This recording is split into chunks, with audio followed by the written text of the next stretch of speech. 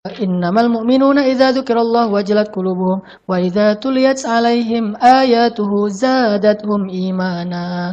Orang mukmin itu kalau disebut nama Allah hatinya gemetar, lalu kalau dibacakan Al-Qur'an hatinya menjadi bertambah imannya. Ternyata dilihat juga dari hati. Sehingga kalau kita benar-benar pengen menjadi orang soleh itu yang harus kita concern dulu, fokus tuh adalah gimana kita mensolehkan hati kita. Dan kalau kita mau jadi orang bahagia pun ternyata bahagia itu sederhana, bahagia itu ada di sini. Bahagia itu bukan di luar, tetapi ada di dalam hati kita. Kalau hati kita bahagia, kita berada dimanapun kita tetap bisa bahagia. Siapa yang bisa kayak gitu? Ibnu Taimiyah.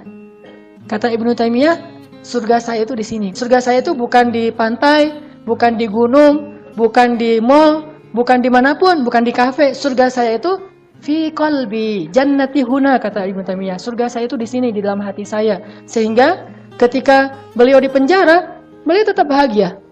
Beliau dibiarkan kelaparan, beliau tetap bahagia. Beliau diancam mau dibunuh, beliau tetap bahagia. Nggak ada cara membuat beliau sengsara kecuali menyengsarakan hatinya. Sementara hati beliau itu sudah bahagia dengan merasa dekat kepada Allah. Dan Allah itu bersama kalian dimanapun kalian berada. Coba gimana caranya memutuskan kebahagiaan orang udah kayak gini? Susah kan? Dia udah jatuh cinta sama Allah, dan Allah bilang, wa huwa ma'akum aina ma kuntum. Dia bersama kalian dimanapun kalian berada. Mau kalian berada di penjara, kalian berada dimanapun di pasar, tetap aja bahagia, nggak ada bedanya, nggak ada ubahnya. Makanya coba belajar jannati huna.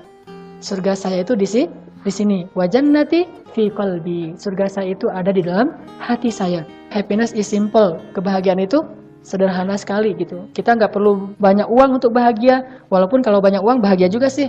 Kita nggak perlu banyak cinta untuk bahagia, walaupun banyak cinta juga bahagia. Kita nggak perlu banyak teman untuk bahagia, walaupun banyak teman juga pasti bahagia.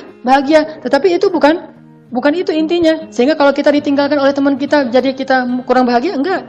Kita merasa dikhianati terus jadi kurang bahagia, enggak ngaruh itu semuanya, karena jannati huna.